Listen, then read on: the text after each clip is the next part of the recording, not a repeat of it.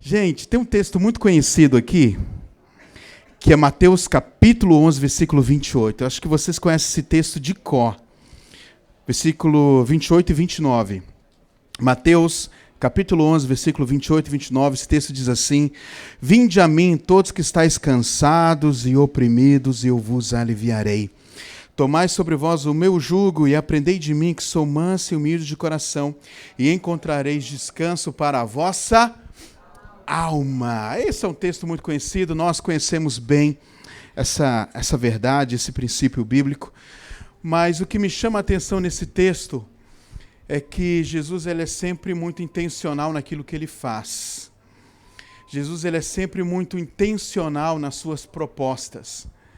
E tudo que ele faz pela sua igreja, e cada convite que ele faz para nós, é de fato para uma mudança radical.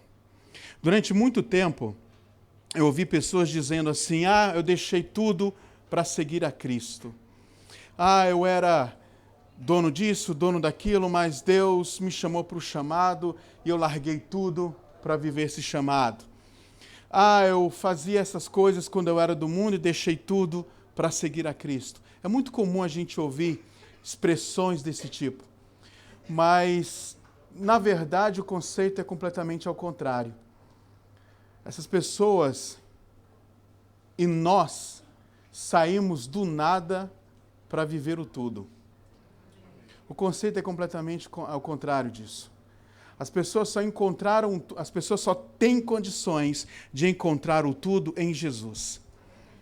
E ali, irmãos, não importa o quão bem-sucedido você tenha sido no teu passado, na tua empresa, o quão relevante você tenha sido em alguma área, mas acredite, você não deixou tudo para seguir a Cristo. Você deixou nada para conhecer o tudo que é Jesus.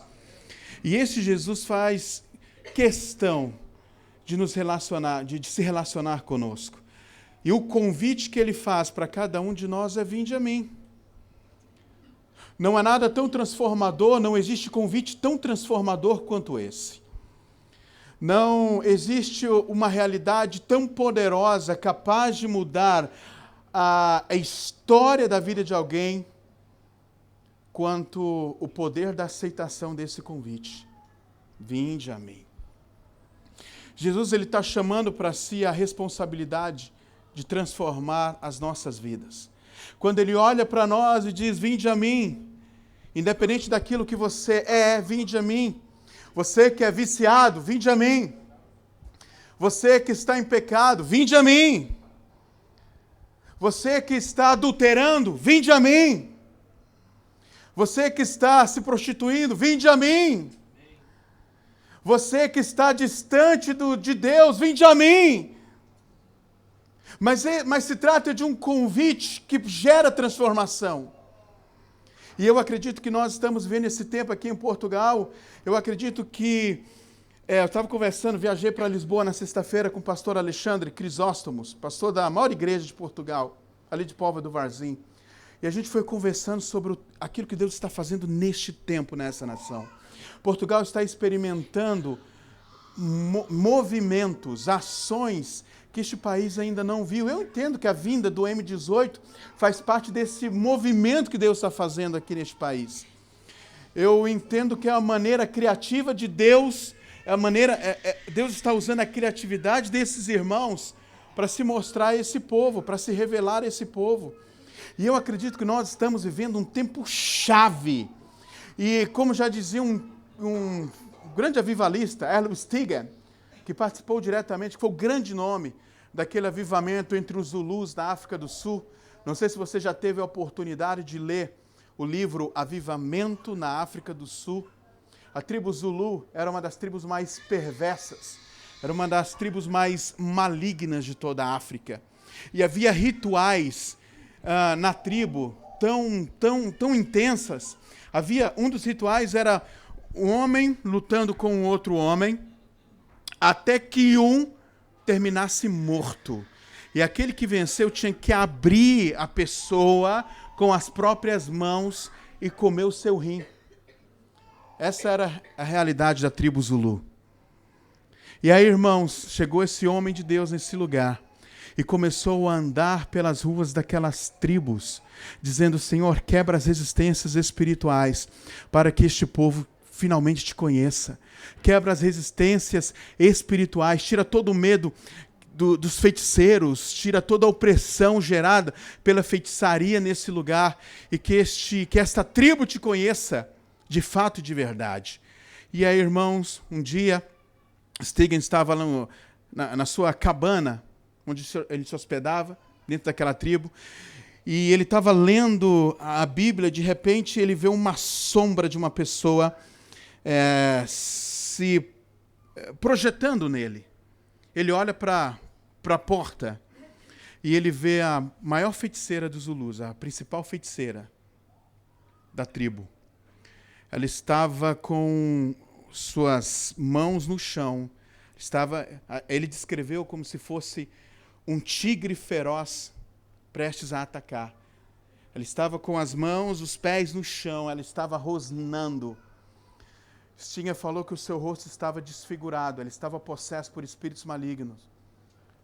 Stephen fica de pé, segurando a Bíblia nas mãos, esperando ver qual seria a próxima reação daquela mulher endemoniada. E aí, de repente, aqueles demônios, falando através da boca daquela mulher, disse o seguinte, abre aspas: nós estamos aqui, os demônios falando, irmãos, nós estamos aqui porque nós não suportamos mais o fogo que está sobre esse lugar, nós vamos embora. Aquela mulher se libertou automaticamente, Stigand nem orou. Aquela mulher, de repente, os espíritos saíram. E ele vai até a porta. Quando ele se aproxima da porta, ele vê mais uma fila de feiticeiros, cada um sendo libertos automaticamente. Porque esse homem de Deus, ele começou a andar pelas ruas das tribos. Compre esse livro, irmãos. Avivamento na África do Sul. Ele começou a andar pelas tribos, dizendo: Senhor, quebra as resistências e assume aqui este lugar. E eu creio que Deus vai estar fazendo a mesma coisa aqui no nosso meio. E Deus vai estar usando a tua vida dessa vez. Este mesmo homem, Erlo Stigand, ele falava o seguinte, que avivamentos como este que aconteceu na África do Sul, são como nuvens que Deus manda. Deus, ele manda nuvens de poder e de glória, e essa nuvem para onde ela encontra pessoas sedentas. Eu creio que essa nuvem, ilustrada ali por Erlo Stigand, ela está sobre essa nação, não tenho dúvida disso. Os relatos do crescimento da igreja em Portugal, os projetos que organizações e ministérios estão sonhando com Portugal é algo extremamente relevante. Para você ter ideia, nós aqui estamos planejando ter os primeiros filmes evangélicos no cinema português. Pode aplaudir ao Senhor.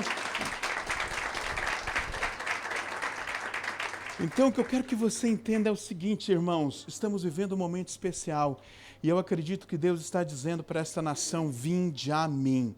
Mas sabe, esse vinde a mim, este convite para esta nação é feito através de nós, é feito através da igreja. Eu não sei se você entendeu a importância da igreja, mas a igreja é literalmente o corpo vivo e ativo de Cristo no mundo. A igreja é o meio pelo qual o próprio Deus fala a um povo.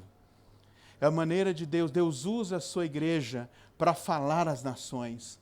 Deus usa o seu povo para se revelar ao mundo. E eu acredito que este convite transformador está ecoando nesta nação como nunca. E o meu pedido para você nesta noite é que você seja verdadeiramente esta boca de Deus para esta nação, proclamando as verdades que transformam o homem, declarando a transformação que há neste evangelho que muda histórias de pessoas. Este evangelho que confronta a nossa natureza, este evangelho que confronta o homem, este evangelho que assassina a nossa carne, mas fortalece o nosso espírito. Este evangelho que vai contra a nossa natureza, mas no lugar estabelece uma natureza divina. Um evangelho que vai contra o pecado, mas nos torna pessoas piedosas. Então o convite de Jesus para esta nação é: vinde a mim. Todos que estão cansados, sobrecarregados. As pessoas estão caminhando sem propósito. As pessoas não entendem a razão de suas existências. É por isso que o mundo está cada vez mais materialista. É por isso que o mundo está cada vez mais enraizado em conceitos imediatistas, em ideias imediatistas. É por isso que as pessoas estão cada vez mais interessadas em buscar desenfreadamente dinheiro, recurso e poder, porque eles entendem que as pessoas sabem que a vida é passageira, mas querem desfrutar de uma maneira errada. As pessoas sabem disso, mas não conhecem o propósito da existência. Limitam-se à mera ideia de que dinheiro, poder, fama é a razão de estarem aqui.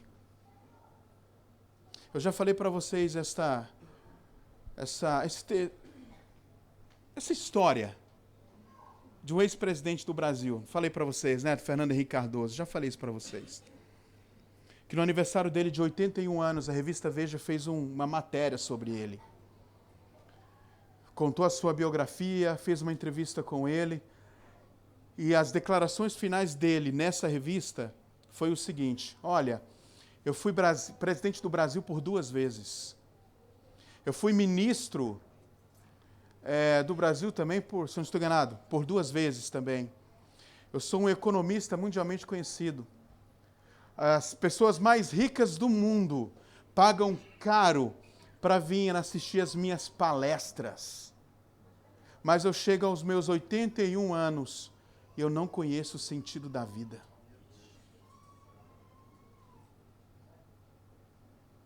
Você está vendo?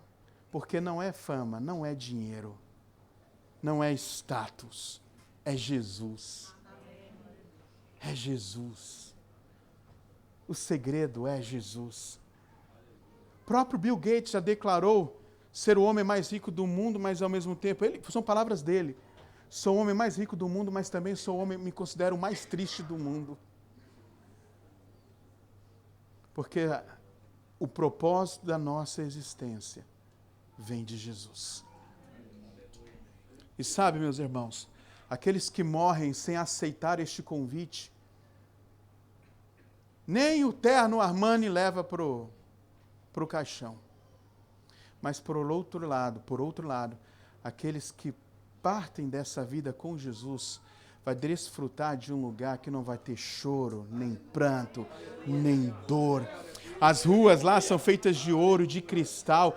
Aquilo que os homens buscam aqui, o ouro que os homens buscam aqui, lá no céu vai ser piso. Lá no céu a gente vai pisar, de tão irrelevante que vai ser. Nem esse sol que nos acorda todas as manhãs vai ser necessário, porque o que vai brilhar no nosso rosto é a glória de Deus, é a luz que emana do trono de Deus. E o mais extraordinário do céu, pode aplaudir ao Senhor mais forte. E o mais extraordinário do céu é que nós nunca mais se afastaremos desse Deus. Mas é um privilégio para aqueles que respondem um convite: vinde a mim. E ele faz esse convite justamente para aquelas pessoas que estão cansadas, sobrecarregadas. Isso envolve aquele grupo de pessoas que reconhecem que eles não conseguem viver a plenitude da vida porque não sabem a razão de sua existência.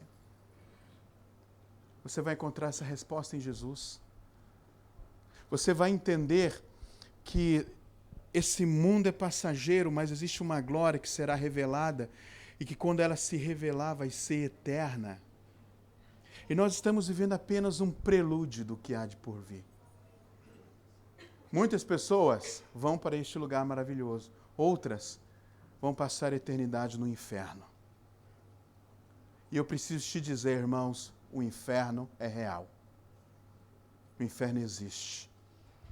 E uma vez lá dentro, por mais que você chore, por mais que você se arrependa, por mais que você clame, você não vai conseguir sair de lá.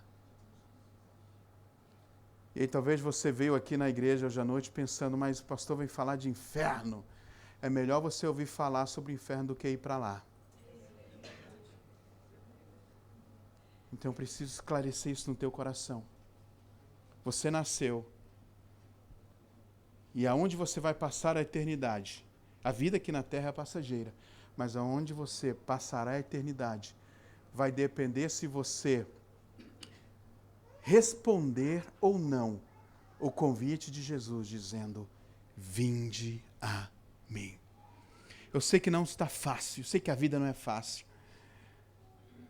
E talvez não esteja, talvez aqui nesse auditório, talvez não há ninguém aqui que não seja crente. E acredite, essa palavra é para você mesmo. Porque talvez Deus quer te mudar o teu status.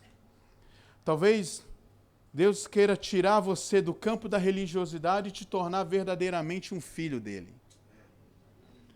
Talvez Deus quer tirar você da limitação de uma realidade onde o cristianismo é apenas uma filosofia ou um conceito religioso.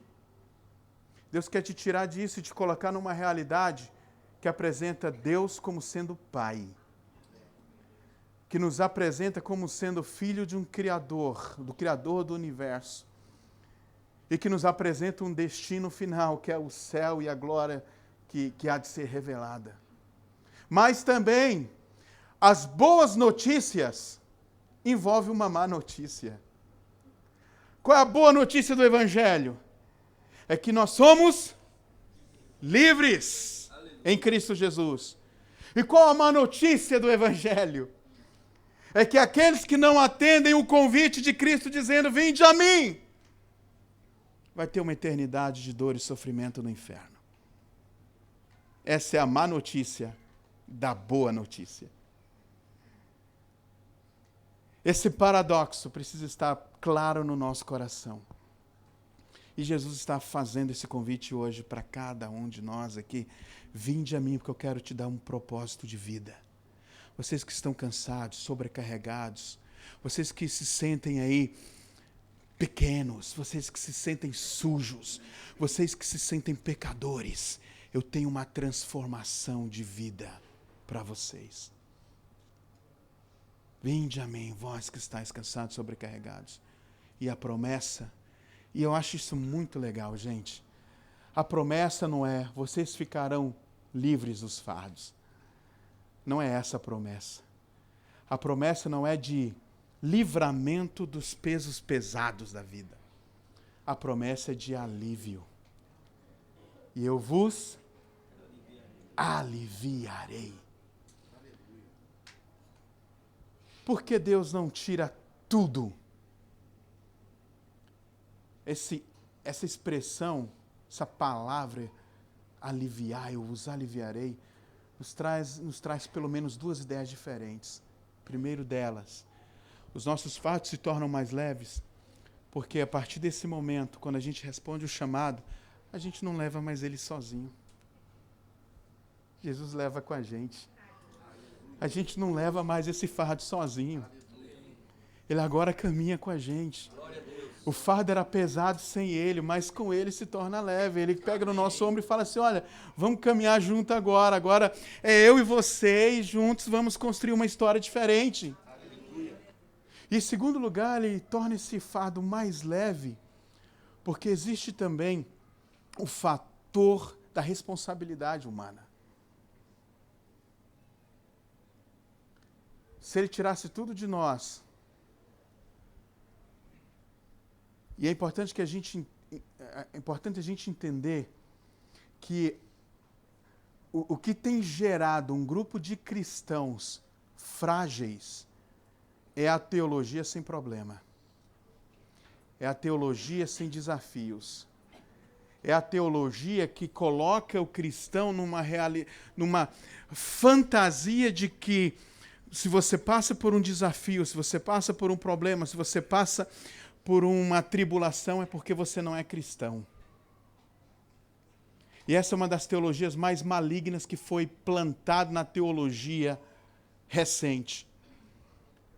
Mas ao mesmo tempo Jesus fala assim, olha, eu vou caminhar contigo, eu vou tornar esses fardos leves, eu não vou tirá-los totalmente de você, porque você também é responsável pela tua vida, você precisa ter o seu papel nesse processo. E sabe o que é legal nesse texto também? O texto continua dizendo assim, vinde a mim, vós que estáis cansados e sobrecarregados, eu vos aliviarei. E aí, irmãos? O texto continua dizendo assim, versículo 29, tomai sobre vós o meu jugo. Você sabe o que é jugo, né, gente? Jugo é um objeto que é feito para conectar um boi com outro boi, para que os dois juntos possam levar a mesma carga, o mesmo peso. Jesus faz assim, existe uma troca de realidade. Jesus fala assim, eu vou tornar os seus fardos mais leves, mas eu também vou te entregar o meu fardo. Eu também tenho uma missão. E qual é a missão de Jesus na terra? Lembra o que ele disse em Mateus capítulo 9, quando ele estava sentado com pecadores? Jesus disse assim, quando Jesus estava sentado conversando com pecadores, os fariseus olharam e começaram a apontar dizendo, Jesus, o santo que diz que é filho de Deus, sentado com pecadores. Jesus, ouvindo aquilo, se posicionou e falou o seguinte, por acaso são os sãos que precisam de médicos? Olha só o que Jesus falou, ele completa. Eu não vim para os justos não precisam de mim. Eu vim para os pecadores e levá-los ao arrependimento. Eu vim para os pecadores e levá-los ao arrependimento. A Bíblia fala de duas vindas de Jesus. A primeira foi essa.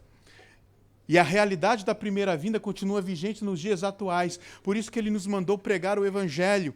Nós existimos porque existem pecadores. Jesus ele não veio para os justos. Ele veio justificar os pecadores. Ele veio para os pecadores e levá-los ao arrependimento. E essa é a essência do Evangelho. E para isso que ele veio, quando Jesus coloca sobre nós o seu jugo, ele está dizendo assim, olha, você agora também tem uma missão. Eu cuido de você, eu torno os seus fardos mais leves, mas em contrapartida eu te dou uma missão. Eu e você vamos trabalhar juntos, carregando o peso de levar os pecadores ao arrependimento.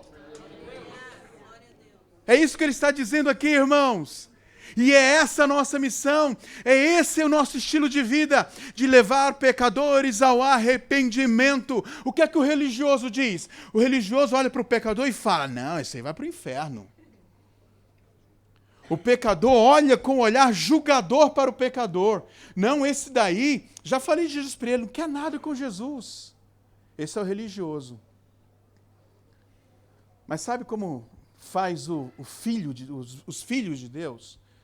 Olha para aquela pessoa mais mau caráter, que mais apronta e não desiste dele.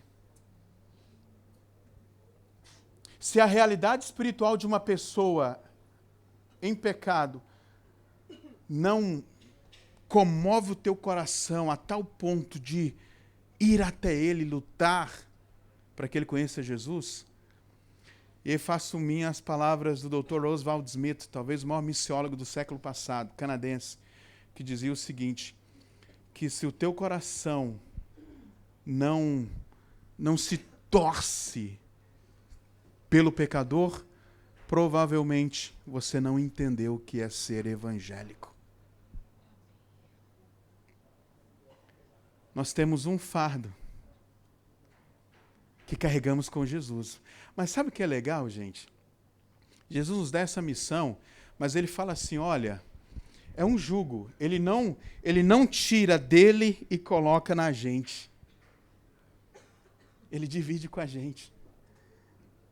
O mesmo Deus que torna os teus fardos mais leves, o mesmo Cristo que torna os seus fardos mais leves, é o mesmo que vai caminhar contigo na missão de levar o pecador ao arrependimento.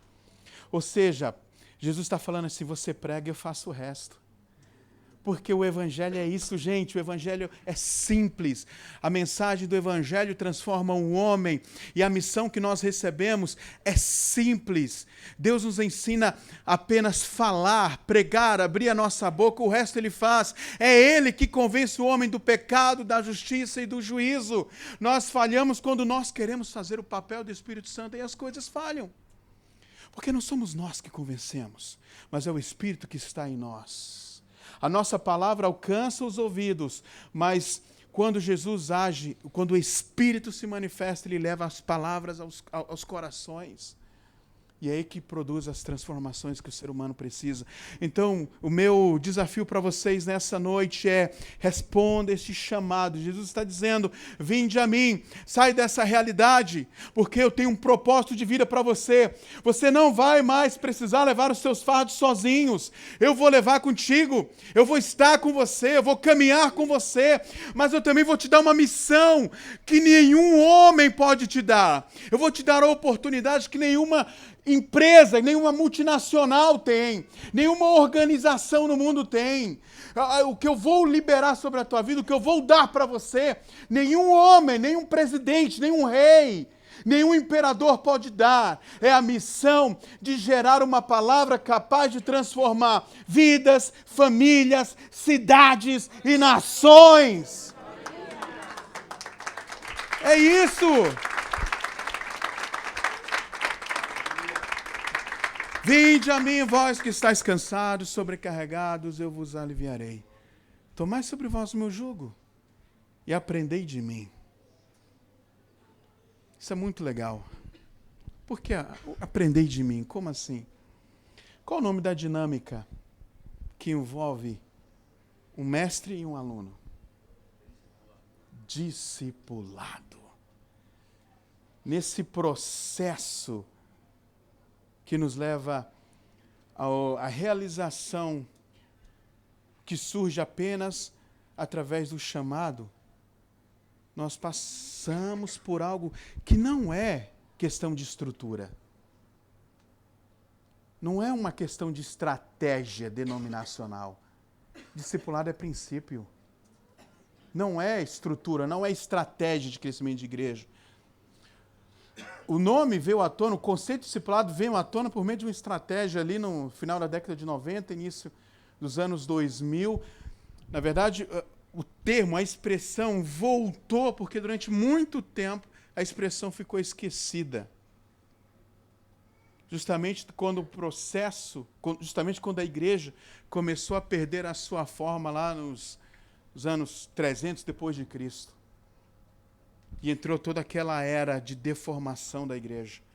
E aí Jesus começou a trazer os velhos princípios, os velhos conceitos à tona novamente.